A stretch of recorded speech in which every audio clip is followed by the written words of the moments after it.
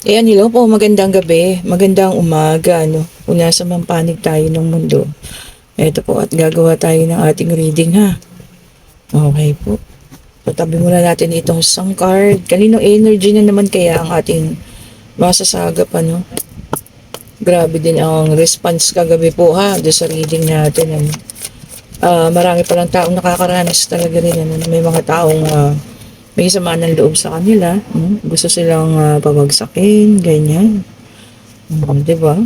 Kala natin na talagang ano lang, nasa telenovela, no? Pero yung pala totoong nangyayari sa buhay. Okay po, so meron tayo ditong Queen of Wands. Meron tayong Ten of Cups. Meron tayong King of Cups. Ayan. Check natin kung ano pa po ang mga lalabas. Ayan. Pasensya na kayo ha, ginabi-gabi na naman tayo ng reading. Medyo marami lang po tayong inasikaso sa ngayon. Ayan po. Salamat po muli ha, at tayo nasa 6,000 subscribers na. Ala, nilipad yung card. Medyo malayo-layo. Wait lang po ha. Tignan natin kung aking makukuha.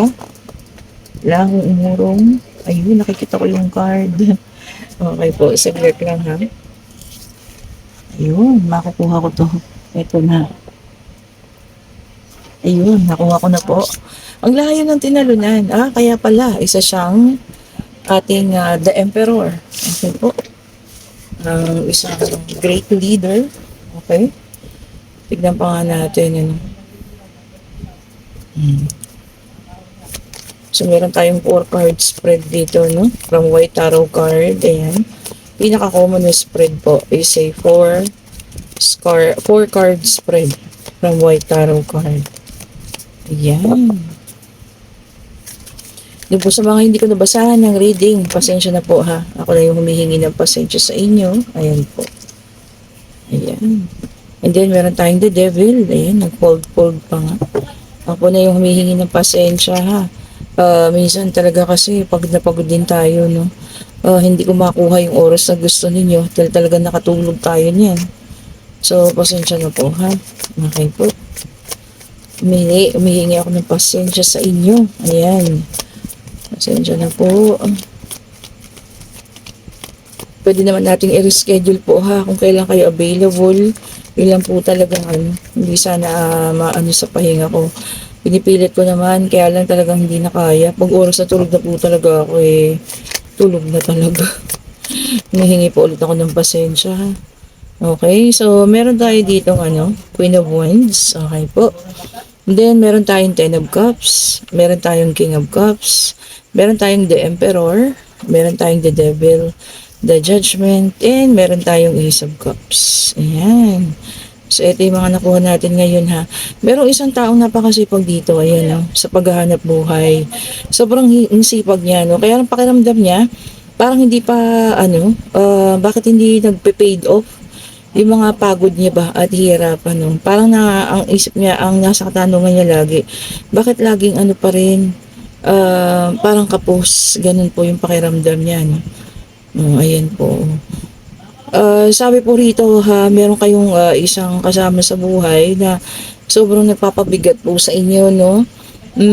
Marami na rin nagawang sakit. Ayan, nakadama kayo ng sobrang sakit na yan. Minsan niya pa siya pa yung naging cause ng ninyo, kaguluhan sa buhay, ano? Ayan po. Kung naniniwala kayo sa ganun, merong isang tao na mabigat kasama po ang daloy ng kaperahan, Kumbaga, mas lalo kayong hinihila pababa. Imbis na papaangat, lalong pumababa po ha. Ang sabi naman dito po, no, oras na mabitawan ninyo, ayan o, iwanan. At kayo ay magising, magkaroon ng new beginning, maayos at maayos po ha. Ayan. Kita nyo ha, so maaaring ito nga, yung inyong King of Cups, yan po ha. Sabi nga po, no, kung nakakasakit na ng sobra, at hindi na nakakabuti, bitawan na po ha, gumising na kayo ho. Para yung ibang energy naman para sa mga anak ninyo, ayan. Huwag po puro sa kanya ha, yung attention kung asawa po ninyo ito. Ayan. So kung tinatanong ninyo kung kailan matatapos ang paghihirap sa buhay, ito na nga, yun ang kasagutan, kinakailangan yung bitawan yung mga taong magpapalubog lalo sa inyo. Okay po. May mga taong hindi nakakabuti sa inyo po ha. Bitawan niyo po yan. Especially no, kung kayo yung maganda yung hanap buhay tapos hingi pa sa inyo ng hingi ng pera. Naku, naku po, talaga naman. Lalo po kayong ilulubog niyan ha. Lalo na kung may addiction. Ayan o. Merong bisyo. Ayan, may babae. Nagsusugal. May inom. Ayan, naninigarilyo. Ano. So, para pong sinusuportahan nyo yung kanyang, anong tawag dito, bisyo. Ayan po ha. So, magising ka na po, ano. Hindi po kayo matutulungan ng ganitong klase ng tao. Lalo na po kayong ilulubog. Kasi ikaw, napakasipag mong tao. Ayan. Sobrang sipag. Lahat, kumbaga lahat, niraraket mo para kumita lang. Ano. Pero ramdam na ramdam mo, bakit hindi ganun? Bakit hindi umaangat ang buhay? Bakit mababa pa rin? Kasi po, may kasama kayong taong isang ano. Ayan, may bisyo. Ayan. Palaaway pa nga minsan. Ayun po ha. Hindi naman sinasabi ng barahan na ano, no? Pero kasi kung talagang hindi naman nakaya po, no? May bisyo na nga, ng bababae pa. Oh, naku. Hindi na po worth it, ha? Lalo na kung nasa malayo kayong lugar, kayo yung nasa abroad, tas iniwan niyo yan. Naku, bitawan na po. Dito na kayo sa pagbabago. Maaring pagmula ng pag-aaway ninyo, ayan, matinding kaguluhan yung paghihiwalay ninyo. Pero naku, tanggapin niyo na po yan, ano? Kasi hindi naman niya siya makakabuti po sa inyo. Sa mga katanungan na kung kailan kayo suswertehin, yun po, alisin niyo po yung nagpapabigat sa buhay ninyo, ha? Yun po. Baka kasi, sobra-sobra na 10 years na kayo nag-abroad pero wala pa rin, ano, 15 years, 20 years pero wala pa rin kahit ano. Diba? Merong ganun eh. Yung pala, ang bigat mong kasama ninyo. Okay po. And then, sabi rito, talagang hardworking, Tignan nyo naman. Gustong-gusto makaipon, ano? Gustong-gusto magkaroon ng sariling bahay. Ganyan, kahit maliit na negosyo lang para makapag-settle down na, no? Pero yun nga eh. Hindi niya maintindihan kung bakit gano'n at saan napupunta yung kanyang paghihirapan. Then, meron din tayong The Lovers. Ayun po, no? Ayun talaga, major choices po. Malaking pagpapasya, no? Malaking pagpili. Pero kung sobra-sobra naman na po, yung ginagawa sa inyo, ha? Kailangan ng bitawan po yan. Hindi nyo na po kailangan magtanong kung sino yung pipiliin ninyo. Ano po? Dapat po alam nyo na yung dapat ninyong gawin, ha? Okay. Ano po, ha? Lalo na kung nang bababae na at ginagastos pa kung saan ang bisyo yung perang hinihingi sa inyo na, bitawan nyo na po yan. Hindi na po yan makakatulong sa inyo, ha? Wala na pong matinong bagay ang maidudulot sa inyo mga ganyang klase ng tao. Okay po. And then, meron tayo ditong Page of Wands. Ayan. So, ito nga, may pagbabago. Malaking pagbabago, ano? Kung sakaling bibitawan ninyo yan, makikita ninyo, no, mas gagaan ang buhay, mas papasok ang kaperahan, mas papasok ang swerte. Kasi hindi na naharangan ng mga negatibo, no? Kumbaga, napaka-negatibo pa nitong taong ito, no? Sige po ha, ayan, kung meron na kayong binibigyan na kayo ng gabay ng ating mga baraha, no? Kung akala nyo worth pa na ikip yung mga ganong tao na kung hindi na po, bitawan na po. O yung iba nga sa inyo nagkakaroon na ng anxiety at takot. O kung wag po kayo matakot sa kanya. Kung lagi kayong tinatakot kaya kayo nagstay, naku wag na po. Bitawan nyo po yan ha. Hindi na po yan makakabuti sa inyo. Okay, at ito ay para sa ilan. Success and victory po, no? Para sa ilan naman. Ayan. Ayan, nag-iingay na naman ang ating mga aso. Okay, so ayan para sa ilan naman ha. Success and victory po ang naghihintay. Ayun, ano? Di ba? So, hindi lahat ng maiiwanan o naiiwanan, hindi nagkakaroon ng hindi magandang experiences po ha. O hindi nagkakaroon ng magandang buhay. O tignan nyo minsan mas mabubuti pa, bumubuti pa yung buhay natin, ano? Kung tayo ay mag-isa lang, kung tayo ay nagpapatuloy na tayo na lamang, ano? Di ba? And then, meron din tayo ditong Two of Wands. Ayan, talagang meron ng pipili sa landas sa kanyang tatahakin, ha? Kung sino man yan, so maaaring papunta na talaga para sa pagbabago, ano? Ayan, wag naman daw po mag-alala kasi lahat naman tayo, no? Kung ano man ang maging desisyon natin, ay ginagabayan ng ating anghel, ayun. Para daw tayo mapunta sa mas tama, ano? Na dapat nating, mapuntahan, ayan. Hindi tayo malayo sa mga dapat at tama lamang, no? And then meron din sa inyo makakakilala ng kanya ng soulmate, ayan. So kasi i-guide na kayo ng anghel ninyo para makilala niyo na po yung soulmate na yan ha. Mm. And then Ace of Cups, new beginning talaga oh. Pa-reading ito ay fertility, no, pagbubuntis, celebration, ayan po, new love, o may mga panibagong pag-ibig ha. Kung sino po may mga panibagong pag-ibig dyan, ayan. Sana maging masaya, sana maging maayos, ano. And then, meron din tayo dito Seven of Wands, okay po. Sabi naman dito, no, sabi rito taking high road o mas daw po nilalandas ninyo or tinutungo ninyo ang landas pataas o ibig sabihin papunta na kayo no sa mas mataas na posisyon, maaaring ganun ano, medyo mahihirapan ha kasi papunta na tayo sa kumbaga pag-ayos ng ating buhay, siguro mas maraming obstacles yung ating mararanasan ano. Okay po, so kailangan lakasan ng loob, mag-ingat, ano. And then, meron tayong the world, ayan po. Puro success and achievement po ha, ang marireceive ng bawat tao ngayon. O ayan, i-claim nyo na. Successful, may na-achieve na sa buhay, kung ano man yan po namang hinihingi natin ha, sa atin ang makakamit po or atin ang makakamitan, ibibigay niya sa atin ng Panginoon ha. Kung ano man yung hiningi ninyo, ayan po. And then, meron tayo ditong the sun. Ayan. Freedom. May humihingi ng kalayaan. Ayan po ha. O, success na naman. Ilang ulit ko na yata nabasa yung success ha. Okay po.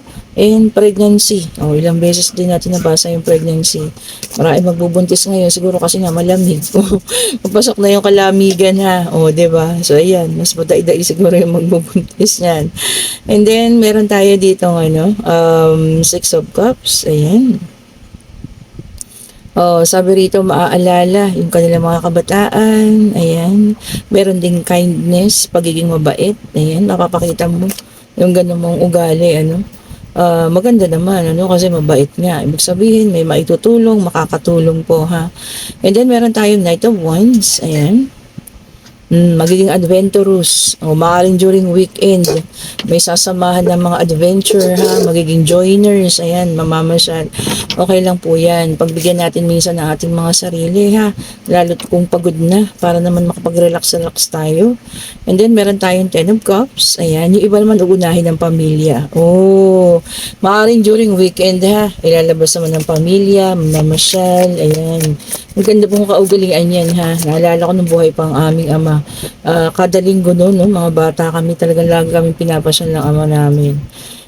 Lagi po yan. Luneta, ayan. Ano ba yan? Intramuros, ayan po. No, kung saan kami nakakarating. Banda dyan po. Lagi kami ipinapasyal yan. And then, meron tayong King of Cups. Meron kayong makikilalang taong romantiko. Mr. Romantiko. Ayan ha. So, kung sino man yan, maaaring magpapahiwatig ng pagkagusto sa inyo. Kayo na po ang magdesisyon kung bibigyan niyo siya ng chance sa buhay ninyo na pumasok po. And then, meron tayong the Magician.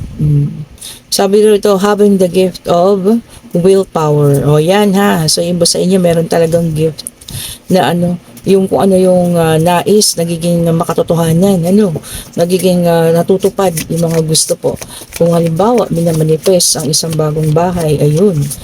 Diba? Talagang may willpower kayo para masunod nyo yung kagustuhan nyo na ganun, ha?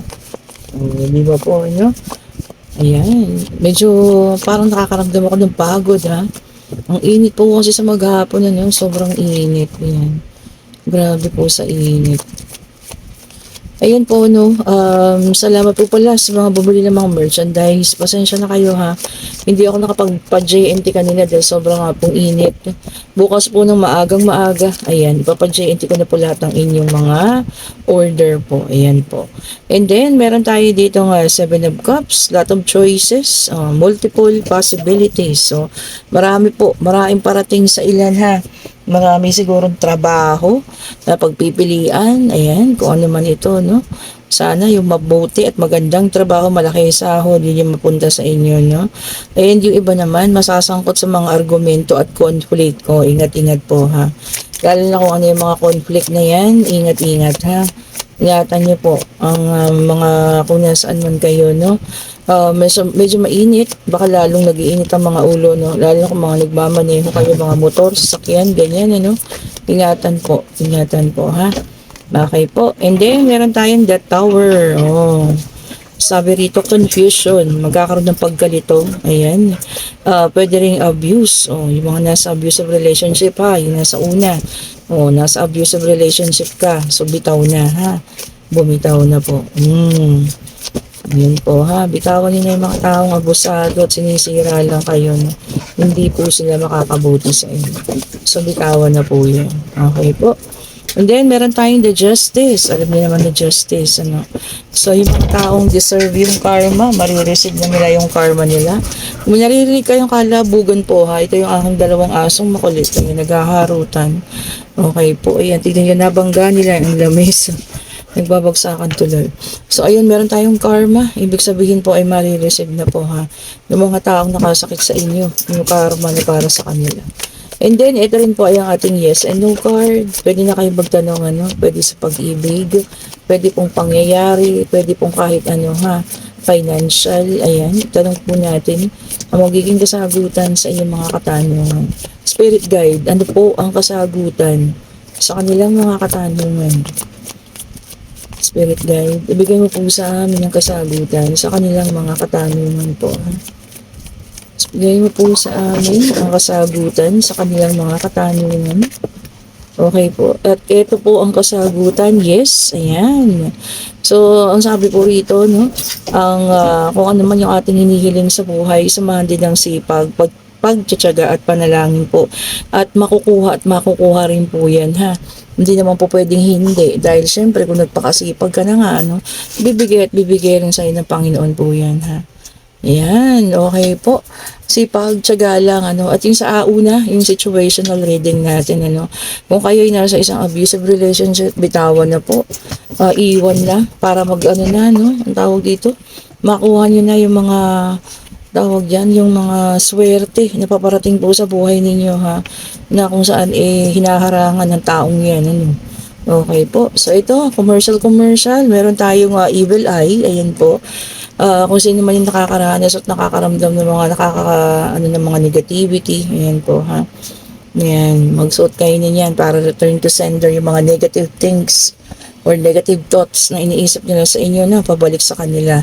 And meron din tayong aventurine. Ayan po ang aventurine, kulay green po yan ha.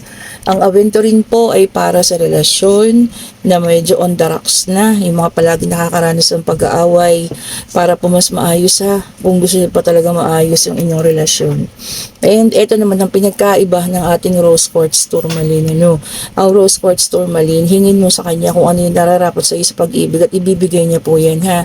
Kung ibabalik ang taong para sa inyo, ay ibabalik. Kung hindi naman po, makakaranas ka ng peace of mind, parang kapanatagan na lang ng isip, ano. So, wala na. Hindi mo na maiisip na may mali. Kumbaga, okay na lang. Tama na. Sige, siguro. Tapos na hanggang doon na lang. Oh, 'di ba?